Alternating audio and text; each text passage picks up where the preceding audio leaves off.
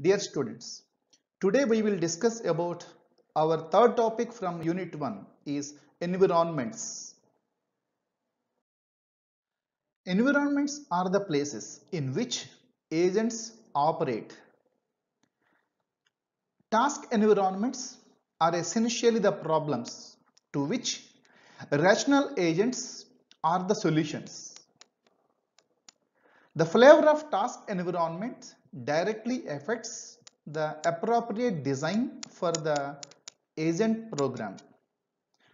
Let us consolidate four parameters and group them. They are called as task environments such as performance measures, the environment, and agents, actuators and sensors.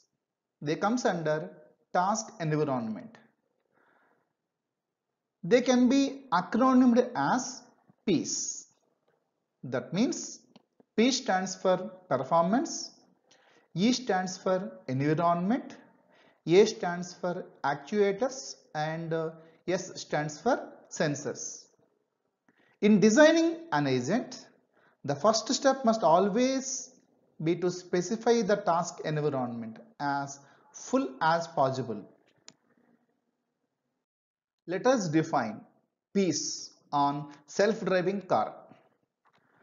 Performance can be considered as safety, time, legal drive and comfort can be considered as performance measures, and the environment consisting of roads, other cars, pedestrians and road signs. The actuators of self-driving car are steering, accelerator, brake, signal and horn. And the sensors are camera, sonar, GPS, speedometer, odometer, accelerometer, engine sensors and keyboards. The properties of task environments are classified into fully observable versus partially observable, deterministic versus stochastic, episodic versus sequential, static versus dynamic, single agent versus multi-agent. Let us discuss about fully observable first. If an agent sensors gives the access to the complete state of the environment at a point of time, then we can say that environment is fully observable. Whereas an environment might be partially observable because of noisy and inaccurate sensors, or because of parts of the state are missing from the sensors data. It is partially observable. For example, a vacuum cleaner agent with only one local dirt sensor cannot tell whether there is a dirt in other squares. Another example of partially observable is automated taxi cannot see what other drivers are thinking. Whereas deterministic versus stochastic. If the next state of the environment is completely determined by the current state and actions executed by the agent, then we can say that environment is deterministic. Otherwise, it is stochastic. In principle, an agent need not worry about uncertainty in fully observable. It is deterministic environment. If the environment is partially observable, however, it could appear to be stochastic. For example, taxi driving is clearly stochastic, whereas vacuum cleaner world is deterministic. Finally, if the environment is deterministic except for actions of other agents, then we can say that environment is strategic. Episodic versus sequential property.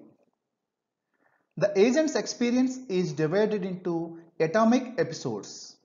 Each episode consists of agent perceiving then performing a single action. And the choice of action in each episode depends only on the episode itself, which comes under episodic. Whereas in sequential environments, the current decision could affect all future decisions. For example, chess and taxi driving are sequential examples. Let us consider static versus dynamic properties. If the environment can change while the agent is deliberating, then we can say that environment is dynamic for that agent. Otherwise, it is static.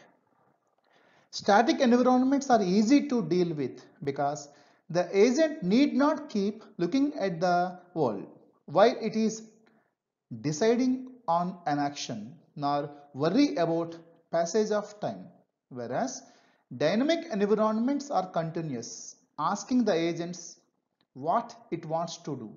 Examples are taxi driving is dynamic.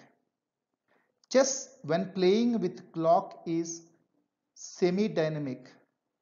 Crossword puzzles are static. If the environment itself doesn't change with the passage of time, but the agent's performance score does, then we can say that environment as semi-dynamic. Discrete versus continuous environments. The discrete or continuous distinction can be applied to the state of the environment, to the way time is handled, to the percepts and actions of the agents. The example for discrete environment is chess game. It has finite number of distinct states. Chess also has distinct set of percepts and actions.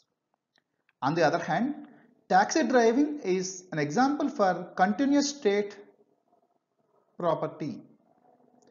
The speed and the location of the taxi and other vehicles sweep through a range of continuous values are the example for continuous task environment.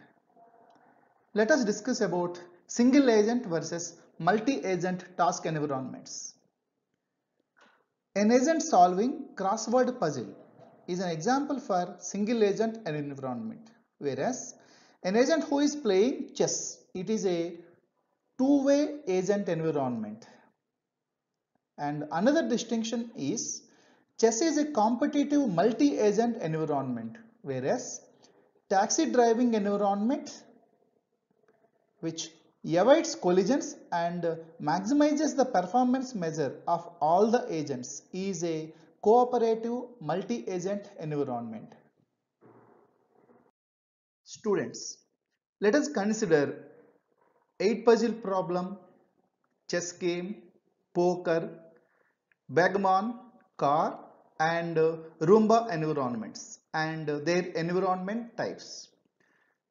Let us submit an assignment by considering a new environment with its environment types. In the next session, we will discuss about agent types. References: our prescribed textbook is Artificial Intelligence, a Modern Approach by Stuart Russell and Peter Norvig. The prescribed edition is second edition, but in the market we are having fourth edition by PHS and Pearson.